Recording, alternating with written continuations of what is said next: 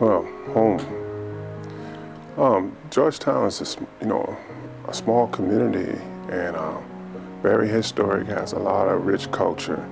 I wouldn't trade it for nothing. I mean, I've always wanted to grow up, here in the area, trying to bring something new. A lot of my friends moved away, a lot of people I grew up with moved away because they, figured that there's nothing here to offer. But I'm one of the ones that if you want something, you got to bring it.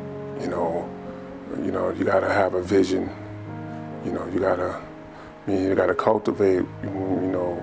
Where you grew up. To bring people in. It's a tourist town. You got a lot of people come in and out from all over the world. I know this is the second oldest county in South Carolina, so it's a rich culture. We're going back into slavery, the rice fields. It's so much things here to offer if people would dig deep enough and see it.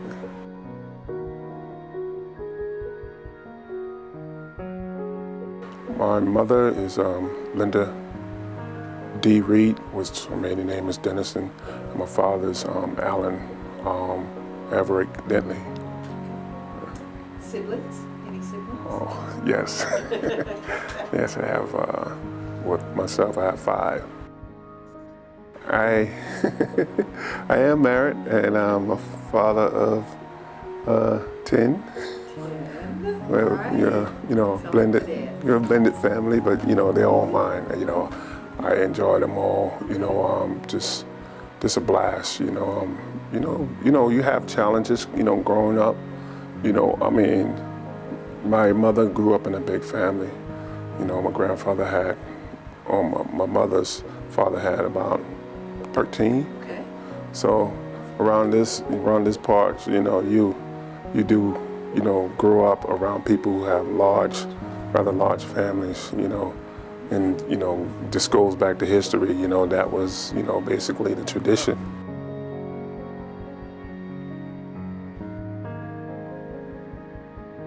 It's, to me, I think it's a hidden language. From my understanding, I think it's a blend of the Ivory Coast, the Africans from Ghana, and they're kind of like, it's a mixture of the English language and the Ghanaians language, and it's a broken language. A lot of my family members, elders, a lot of them, they speak it, just naturally. When I was growing up, I had a hard time trying to, interpret. Mm-hmm. And hearing it enough, I understand what they mean. Like, you would say, Hana, meaning they, y'all. Okay. Okay. So everybody. It's just a code that I think is just real unique You know, it's not that, you know, that it's been hidden from the others, but it's just, you know, a culture, rich culture in this area that a lot of people was, you know, aware of and grew up under, and something that they can cherish.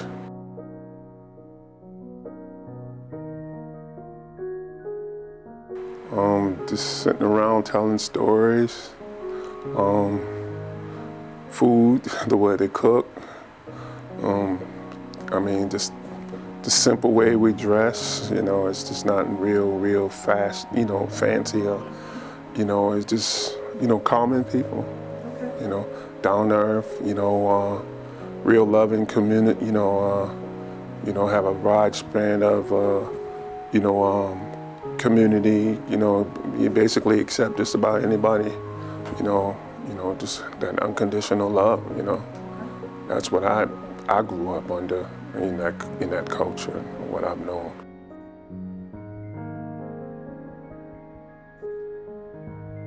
My grandfather, he's worked at the paper mill, both of them, and also my mother's. They used to tell me about the tobacco fields that they used to work in, and growing up as teenagers. It's just all kind of, you know, it's a blended, you know, things. You know, I had an uncle that, you know, my auntie's husband, you know, taught us, you know, growing up, mentors us in, you know, doing building, carpentry. You know, that's one thing I know that's real rich in this community. You know, a lot of them are handyman. They can do just about anything. Fix cars, build house, lay bricks, just, you know, just about anything. And I kind of like inherited some of those skills. I can build, I mean, I can help build homes. You know, I took up masonry. You know, I have a blended, you know, I can cook. Okay. You know, I mean, it's just that, you know, what, you know, your urban people would call it, they would call it hustling, but it's, to us, it's just, you know, doing what's normal, what we know was to, you know, to survive. You know, whatever you can put your hand to, you do it, and you do it to the best of your ability.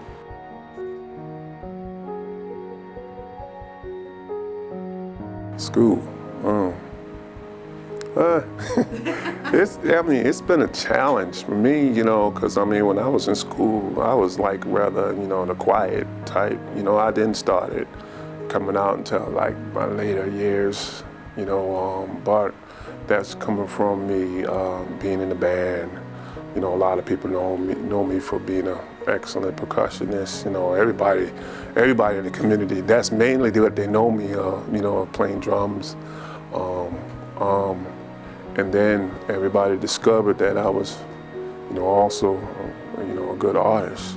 And that's basically kind of like, you know, brought it all together. You know, whenever you know, some of my friends, whenever you hear the name, they call me Alfonso, but some of them call it Fonzo for short.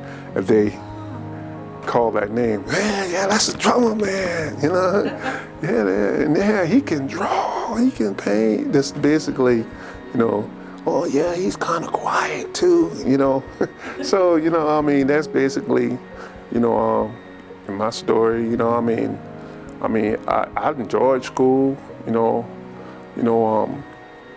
I did experience a little, you know, poverty, but, you know, just to piggyback off of that, things that, you know, when I, you know, got discouraged, you know, my gift, you know, basically was my outlet, Okay. you know, that kind of like kept everything together. My mom basically was my, you know, my cheerleader. She, you know, since I was small, she discovered that I had an interest in playing drums. She would, you know, got me toy drums. She saw that I liked to draw. She would give me coloring books, pencils and stuff like that. Just basically cultivating me. And when she discovered that I was good at it, she would always push me in that direction. Say, never give up on your gift. It's God-given. she would constantly, encourage me, and that's what, that's what made me never to give in and give up, and give into some of the temptations that were out there, growing up, But as far as, school, like you say, I enjoyed school, Then I also discovered later that, and it's a good thing that,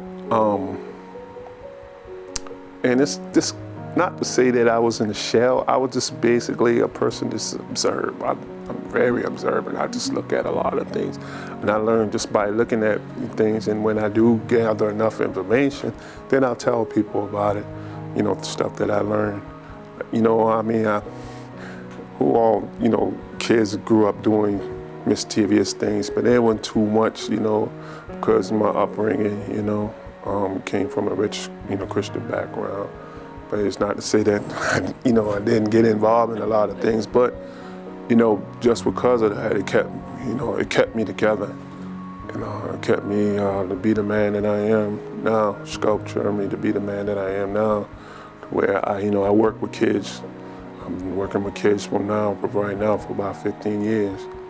I work with juveniles. I've taught art, out at the, AMI, Marine Institute, School for Boys, and then also work with special needs, special needs kids. Yes. Most of my artwork, people will say, man, why are you not out here making millions of dollars? And I say, man, you good, man. But I'm like this, as long as I,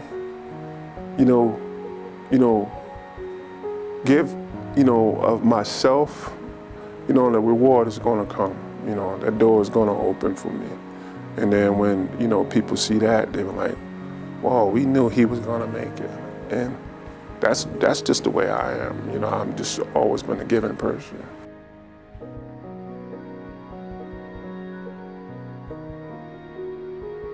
My grandfather, well, both of my grandfathers.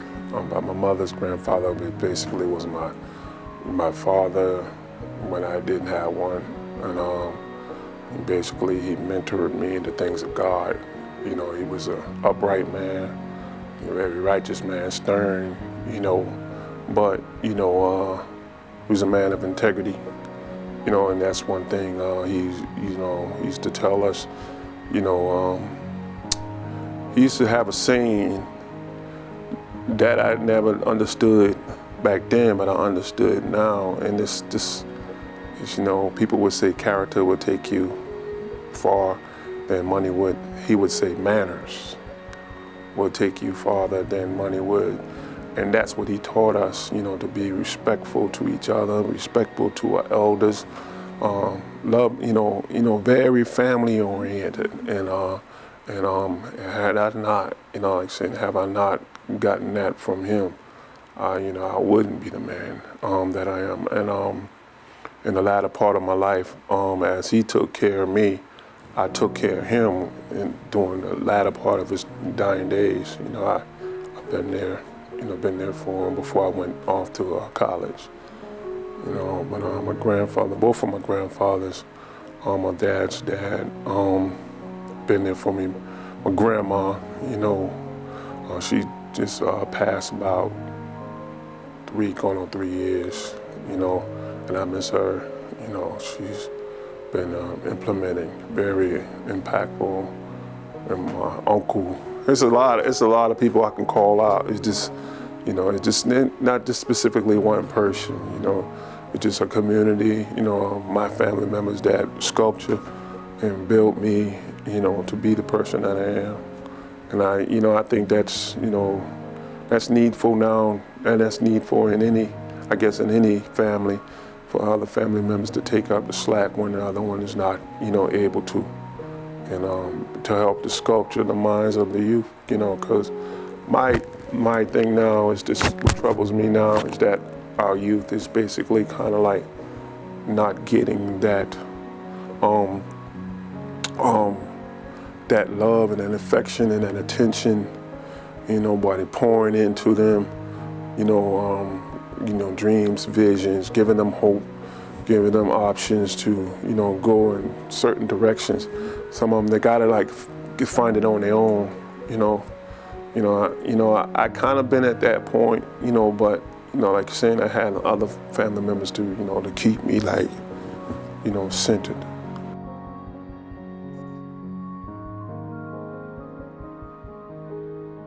It goes back to my grandmother, my dad's mother, and my mom. You know, and like every winter or fall, you know, we had like pecan trees, pear. They would can the pears, you know, bottle them up and gather the pecans and roast them. And sometimes they would make pies, you know, cakes. You know, I mean, those things kind of like stick in my memory. And my grandfather, being that he grew his own food, my grandmother used to can and bottle those up and save them, you know, for hard time. And then also the kids, you know, my aunties and all of them, they went off. They want that stuff. She would ship them off, you know, to them, and so they can have a piece of the South, of home. You know, that's a lot of the things that I remember, you know, growing up and just sitting there watching them cook, you know, just the smell of the food, you know. I would say that I'm kind of telling you because I like to eat. But, you know, I mean, you know, just sitting and observing, you know, that's most of the things that, you know, came from just observing and watching and just put my hand to it, you know, just giving it a try.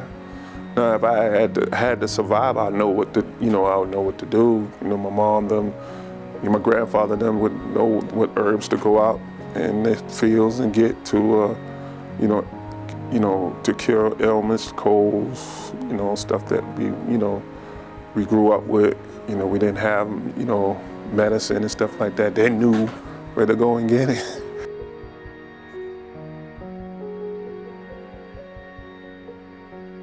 Yeah, some of it I stole, you know, my grandfather's still alive, so if, you know, right. I'll just go and get information from him.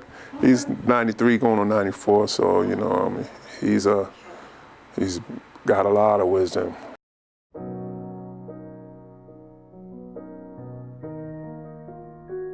My grandfather grew up in the South, and a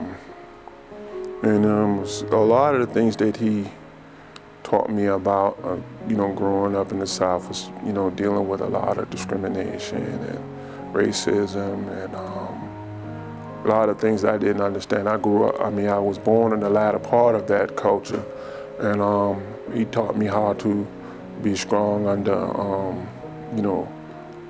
opposition, things that you can't understand. Just being able to, you know, to stand firm and, you know, be a family man. You know, don't give up so easy.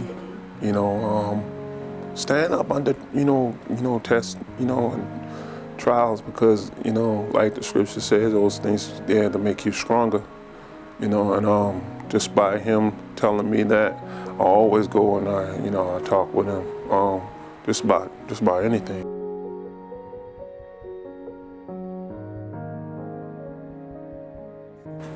Yeah, sassafras, I think. Okay. It's the same root that they make a root beer out. He had some root, and he taught me how to, you know, make that root, how you can drink it when you have a cold. My mother, you know, they used to call it, I don't know what's the name of it. They call it Life Everlasting Tea. Okay. It's a tea that they blend, you know, and they would go out and find the root, the weed, put it together, put honey,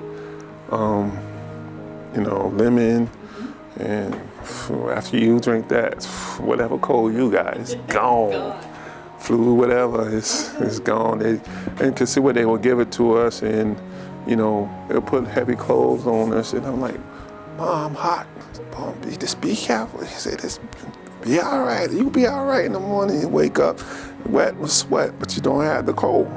It's all gone. And that's coming from the Gullah culture too. So it's a lot of things down that, you know, that a lot of people have gone away from. But I still know that if anything else don't work, this will work. You know, I can go and do it.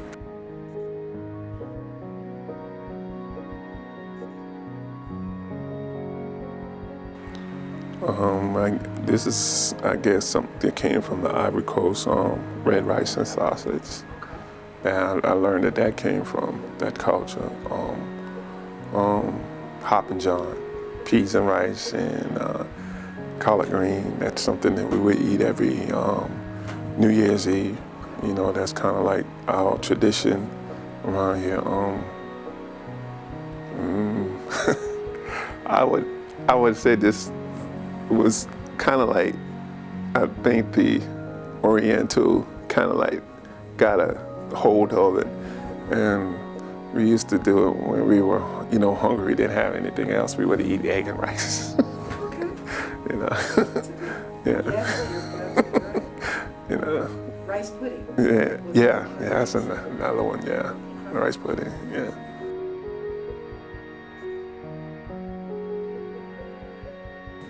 Egg and grits and sausage. Sometimes we eat salmon croquettes and grits. Good eating. Yeah, all that's good. All that's good Southern eating. All that's good Southern eating, you know. And that's just the fond memories that that I remember just growing up under my mom, my grandmother, and grandfather. You know, we never, you know, even though we had a little, we didn't want for nothing, you know. We really didn't want for nothing.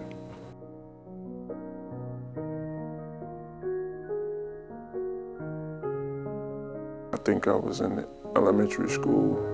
What really made an impact is when we went out to Hawk Card, and then we went to the Rice Museum. They had the little, you know, drawings of the fields and stuff like that. And that kind of drew me in to like, wanted to dig deeper.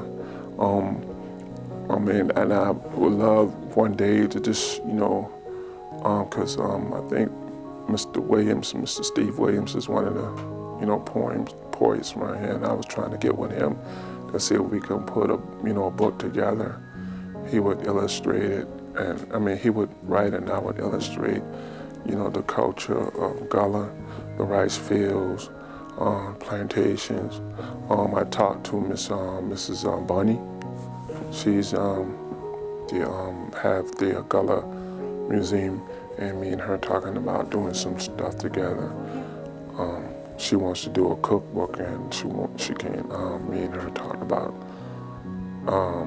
collaborating together.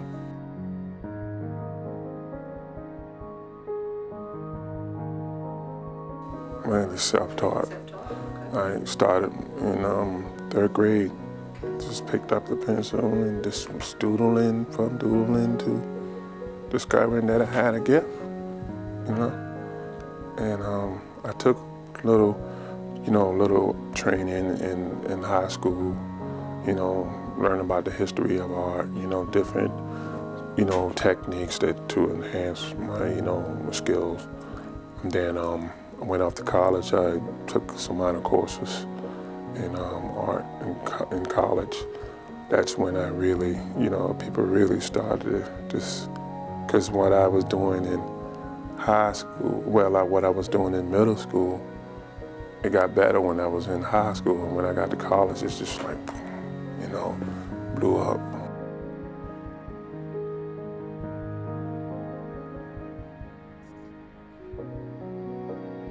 Alvin Staley, you know, he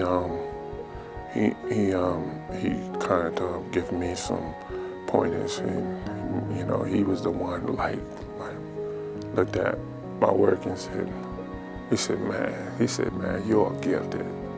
And he, you know, I miss, you know, the talks. I could just go to his house. He stayed right across the street from the university, and I would go and talk to him. I would go look at some of his paintings. You know, he still has some stuff on, you know, like he put out online. I haven't spoke with him in a while, but I would love to have that opportunity to speak with him again.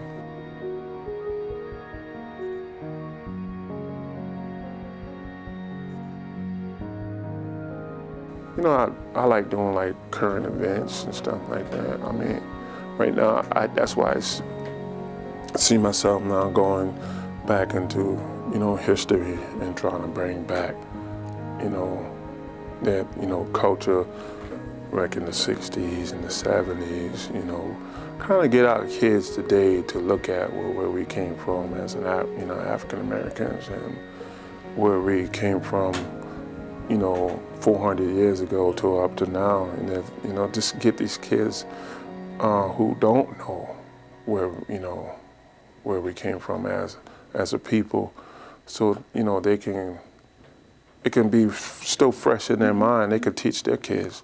You know, I can use some of my artwork to inspire them, you know, just inspire them, you know, and just, that's the thing that I just want to inspire.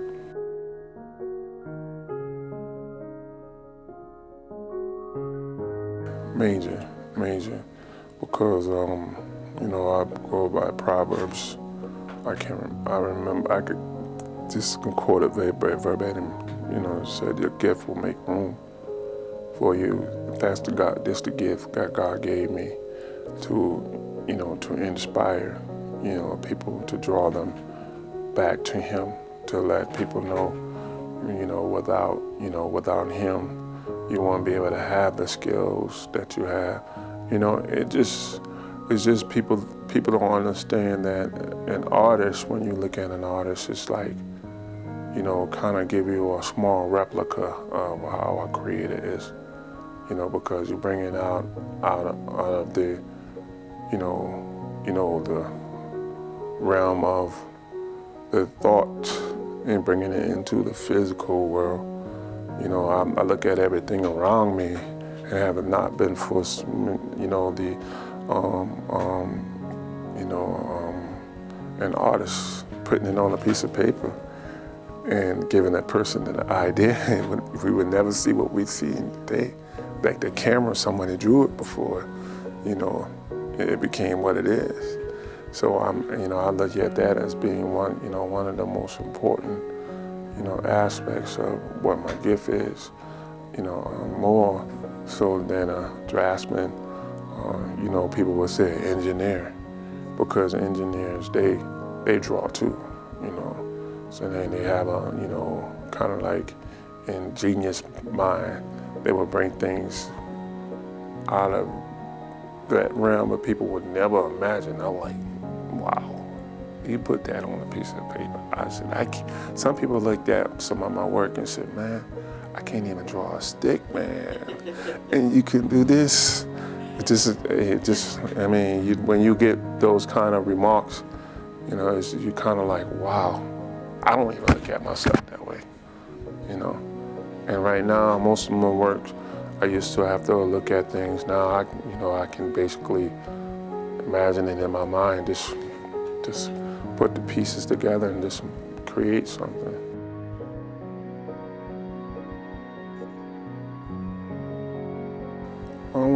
I wouldn't say it has died out. It's kind of like dwindling.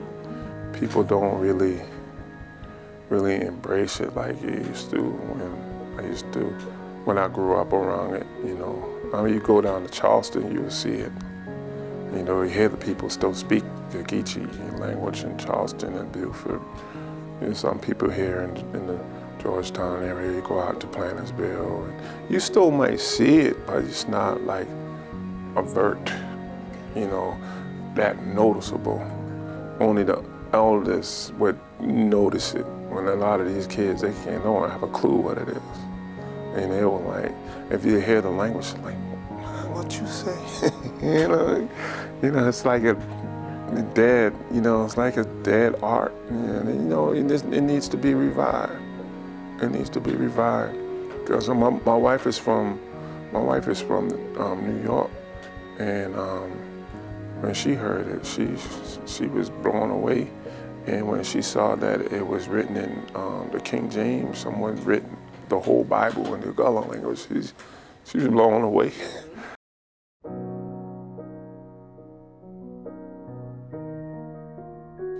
You know, I don't think it is bad. It's just as bad as it was when my grandmother and them came up. You know, I mean, discrimination is just inherent in, I guess, in any culture. And I don't think it just has everything to do with black or white. I think it has a lot more to do with status, the rich versus the poor. And they always saw that as a poor man's language. But actually that language basically got a lot of our ancestors free, run to the north, because it was a code language, that got them away from, the hardship, what they would call hell in the South, and got them to the north. So I will forever, embrace that language, because if it wasn't for that language, we wouldn't be where we are today. I just would like to see it more here, like it's being celebrated in Charleston and Beaufort, there's annual festivals and stuff like that, just to get the kids to understand, hey, don't forget where you came from. This is who you are, this is, you might have the iPads and the phones and all of that stuff, but this was the language that we communicated to each other, that we cherished amongst ourselves, that we embrace. Not to say that we omit other, peoples, other cultures.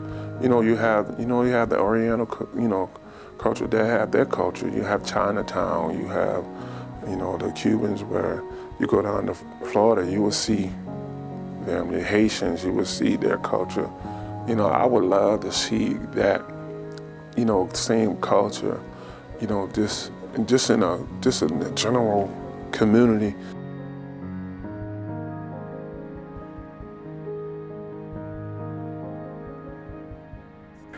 This was birthed from something my grandfather used to say when we used to always come to him and ask him for money. And he would say, boy, I work for this money. Do you think money grow on a tree, boy? And I never understood it. And then it took my little brain at the time just to think about it. I said, Mr. Granddaddy, you kind of hitting on a revelation that said everything from the tree is made from paper. So in a sense, money does come from a tree. So it's basically a conversation out of just me and my grandfather, having a conversation. That grandfather's deceased now that basically brought that revelation, but I use my living grandfather right now because I honor him too, because both of them, matter of fact, my grandfather, both of them were neighbors, and my dad's father learned from my mother's father, looked up to him, and he influenced them also. So I kind of like blend the two of them together. It's basically a conversation and him just basically telling them the history of where money came from in the different forms. And at the end, he's dreaming about his and what it's going to purchase him in the future, his dream home. Yeah. Yeah. It's just basically teaching the kid how to invest. Yeah, and cherish, where the money came from.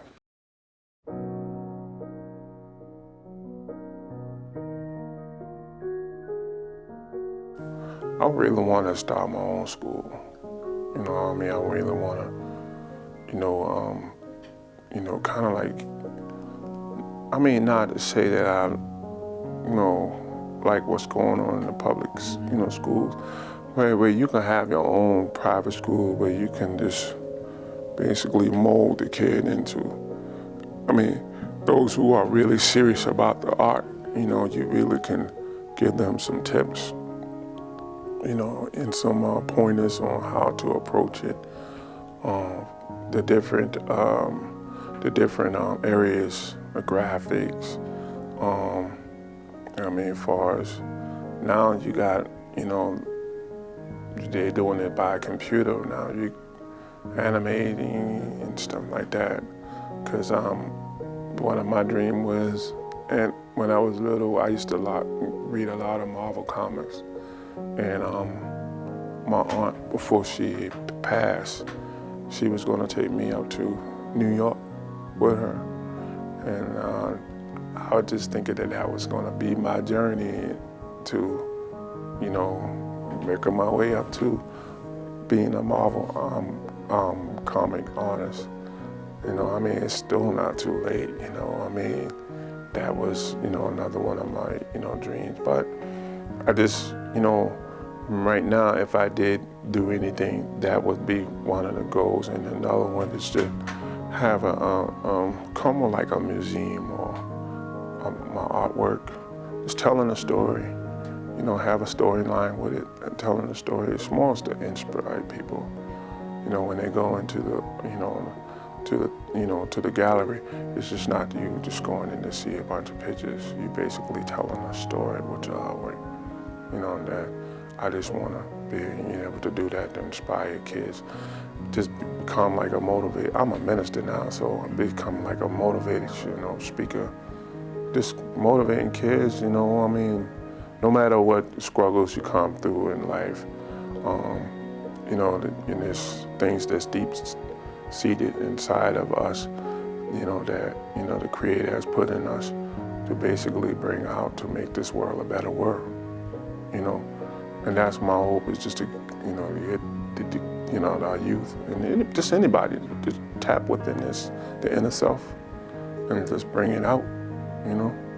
That's basically what I'm, you know, my whole dream is now, is just to inspire people now.